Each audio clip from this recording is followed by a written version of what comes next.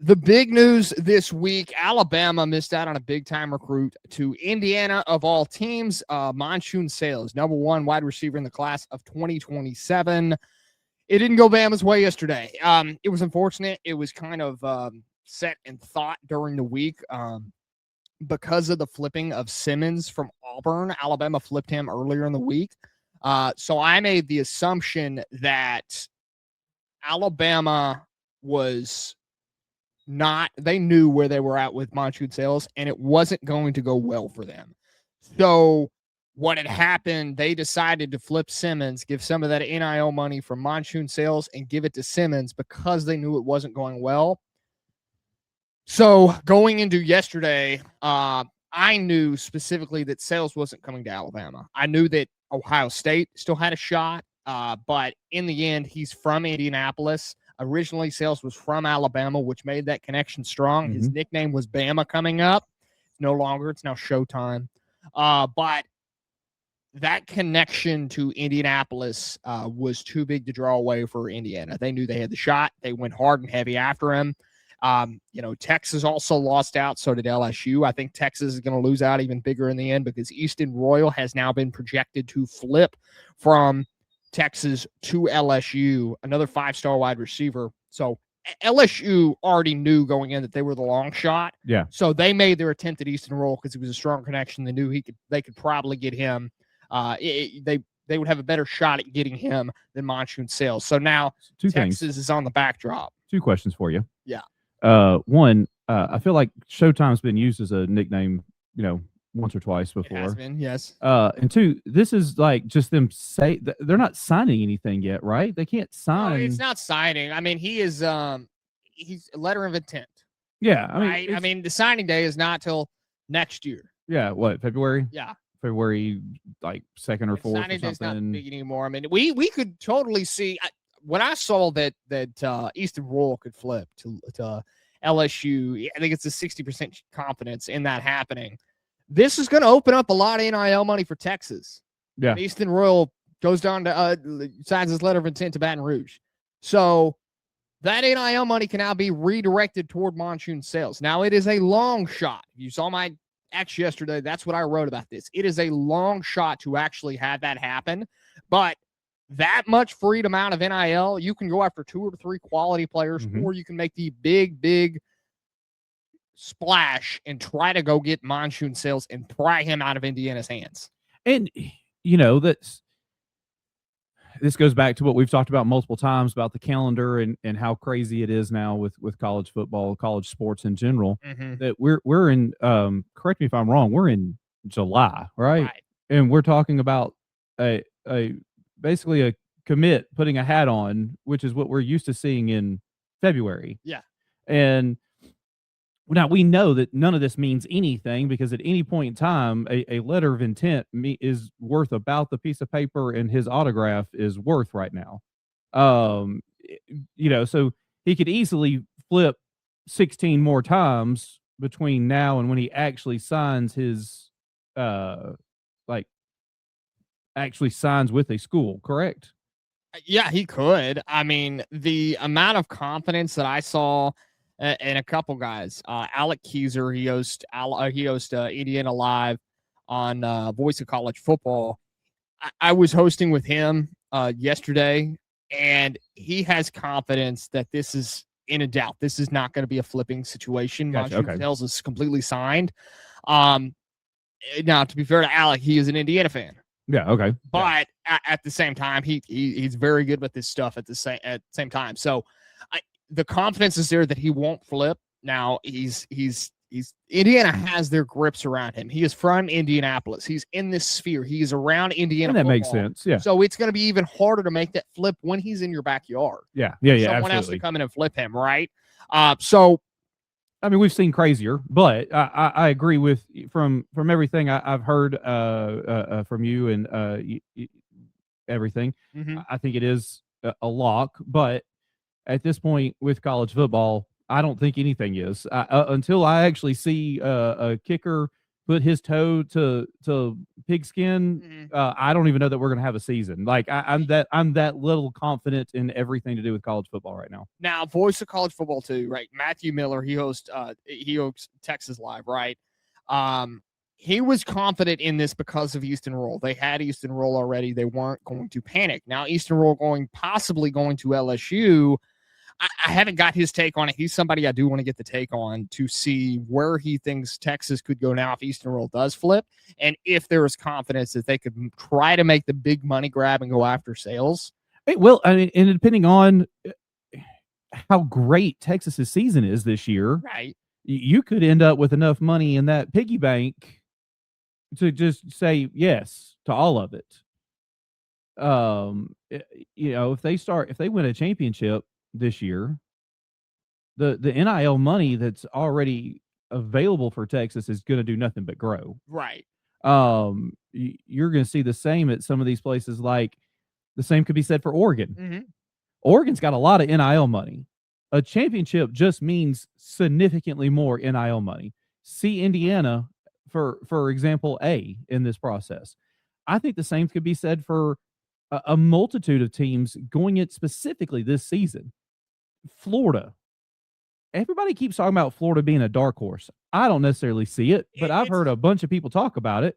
It's Summerall. Summerall is coming in there with a vengeance. He is coming in there to win football games.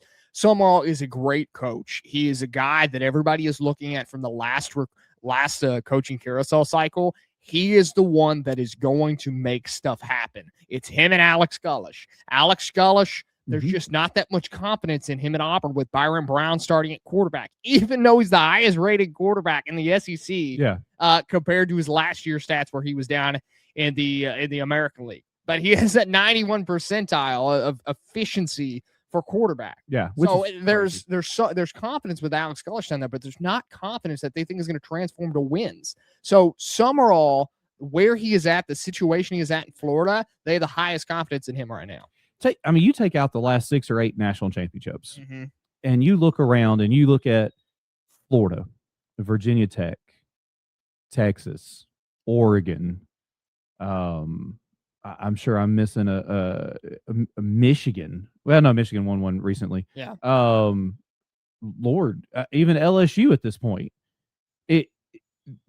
These are schools, universities, programs that have a substantial amount of money that a championship would just blow it out of the water. You look at Georgia, Alabama, Ohio State, the money's there. The money they're going to have is there. Another championship this year, it doesn't really change that number that much. There's some schools on the outside that Texas Tech.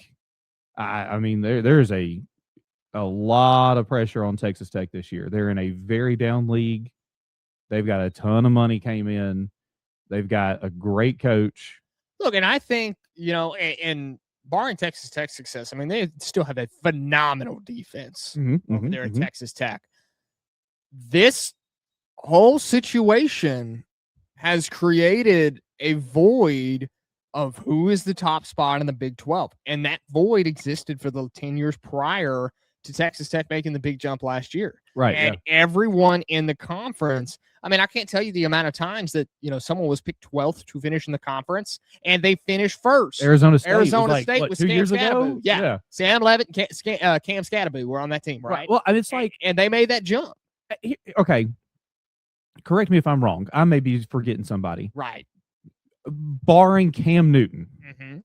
When's the last time we had somebody in the SEC that you were just like, never heard of this kid, and all of a sudden 4 or 5 games in, you're like, you exclude Cam Newton, maybe Joe Burrow, but I think people still knew him.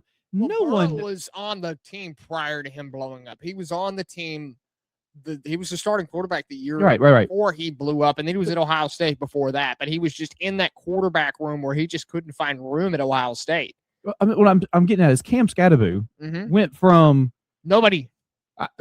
Nobody. Yeah, and he gets known as the guy now who put his head through a brick wall. And he ended up a first round? Was he a first round or a second round draft pick? He was a second round draft pick, if I remember right. Right. But he went from and carried a team, not necessarily all by himself, but because of his nobody knows. You don't get that in the SEC. He made a name for Kenny Dillingham down there at Arizona State. Yeah. Kenny Dillingham is the coach he is today because of that team. Him and Cam Scadaboo and Sam Levitt, they helped create the image of what Kenny Dillingham is and what he is about.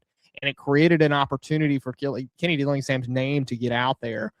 Because before that, I mean, he was known by Arizona State fans as the guy who had, been with Arizona State for so long. Right. And he's finally this head coach, and he's a young head coach, but man, it made a name for himself. So I do want to talk one other thing, right? So the Alabama aftershock for this Monshun sale situation. So like I was saying, they prepared for this with Malcolm Simmons, wide receiver from Selma. He had flipped earlier in the week from Auburn to Alabama. He's a 3-star recruit. He's 5'8". A lot of people want to sit there and say, oh, well, you ended up getting a 3-star who's 5'8", playing wide receiver instead of Monshun Sales.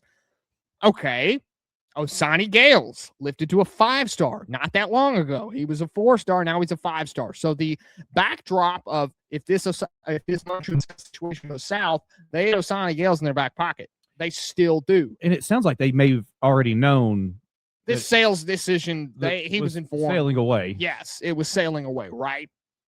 The only issue is now is you have to retain Osani Gales because Washington is still going heavily after him. Right. And for Alabama, like I was saying yesterday, it's not the end of the world for Alabama. Time is going to pass on. They've chose quality over quantity in this coming recruiting class of 2027. It may be 39th, but that's because there's just not a lot of players on it. You got to remember how many seniors are on the roster this year.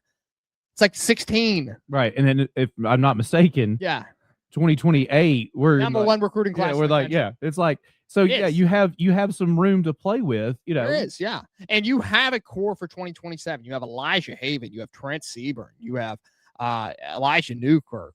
That's a 5-star in Haven, and then 2 4-stars right there. And then Osani Gale's now a 5-star. There's a core element to that recruiting class in 2027.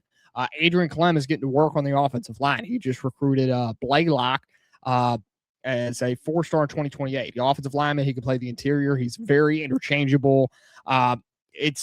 Adrian Clem's doing some work. What I want to see coming up in the season, Adrian Clem has a lot to do with the offensive line. He has rebuilt the thing. No more Chris Kaplovic. He's over at Auburn. So good luck to the little brothers over there on the other side of the state. Kaplovic, you know what he did to our offensive line. Now you can have him, and we'll be happy about it.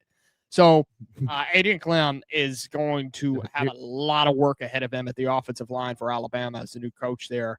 But he's got a resume. He can compete. He has done some good work on the offensive line.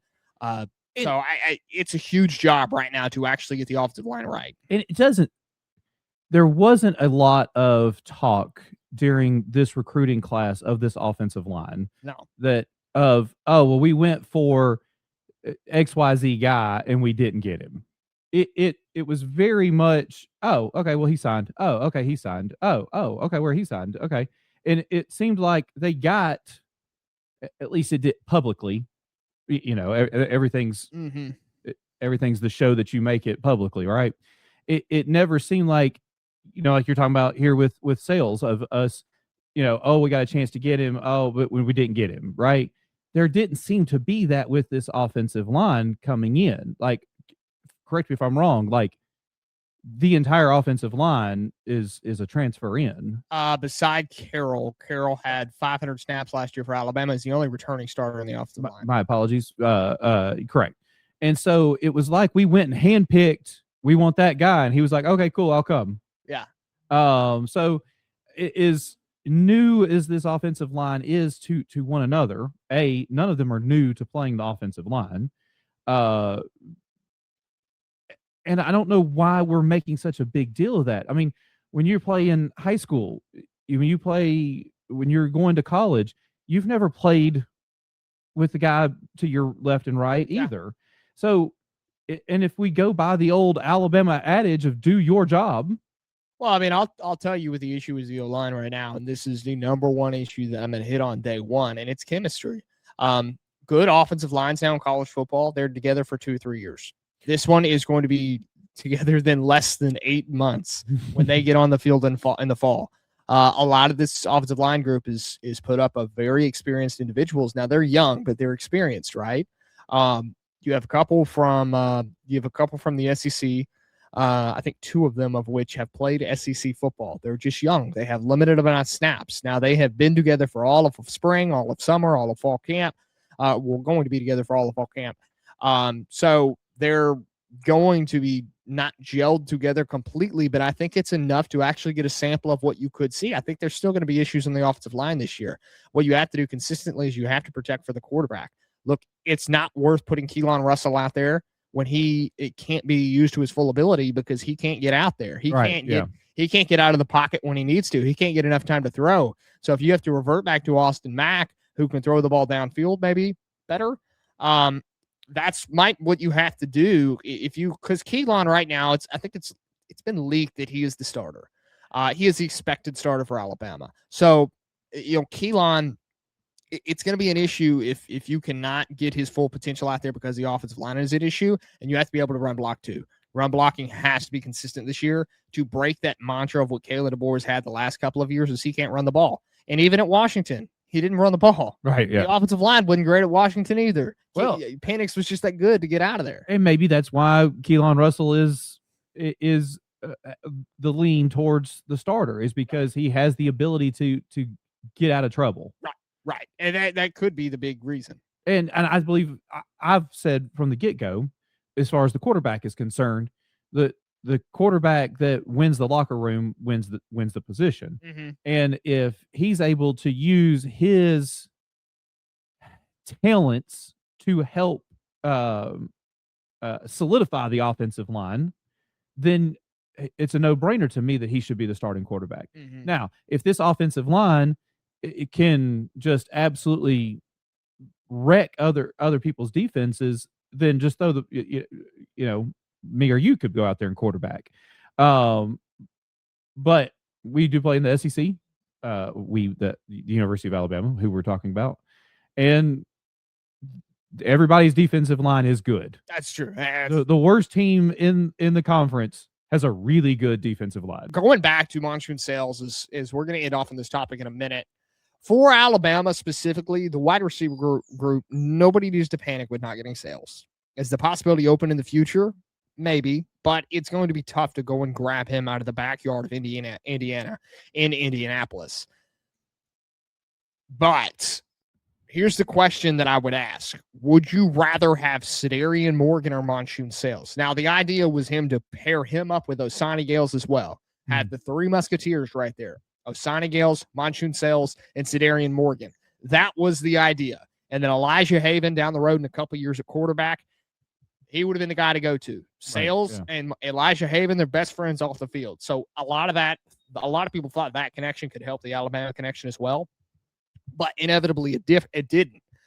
Right now, if the either-or was Monshun Sales or Cedarian Morgan is the guy you want on the field. More physically active. He's going to be that one-on-one wide receiver guy. Obviously, Sales would have complemented a lot of the other wide receivers, but there's some overlap. I guess it depends on what team you're asking. For Alabama, you kind of the Sales with where he fits in, yes, but just a general football team inserted here. He would have had a role, but his role would have been slim because it kind of overlaps with their guys. He's going to take some production away from a lot of other guys. Yeah. Cedarian Morgan has a specific role on this team. He's the one-on-one guy. He is big. He is huge. He is the next Julio Jones, right? So there is no doubt. That's a big name to drop in.